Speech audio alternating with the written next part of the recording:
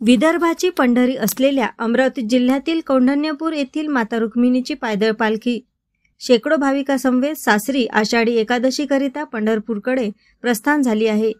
रुक्मिणीच्या पालखीचे यंदाचे 430वे वर्ष आहे, तर महाराष्ट्रातील सर्वात पहिली पालखी म्हणून कौंढण्यपूर येथील माता रुक्मिणीच्या पालखीची विशेष ओळख आहे। पायी प्रवास करून पालखी 14 जुलैला पंढरपूरमध्ये दाखल होणार आहे। पंढरपूरला आषाढी एकादशीला कौंढण्यपूर येथे रुक्मिणीच्या पालखीला विशेष मान असतो। आज मुसळधार पावसातही शेकडो भाविक पायदळ टाळ मृदुंगाच्या गजरात प्रचंड उत्साहात भाविक दंग झाले होते।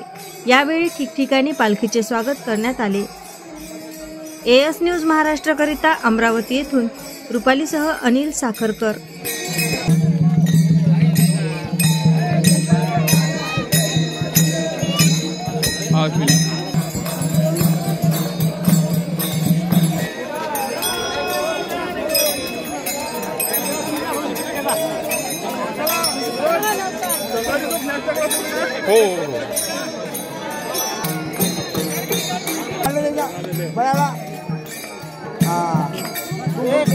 खाली घ्या, खांद्यावरून खाली घ्या।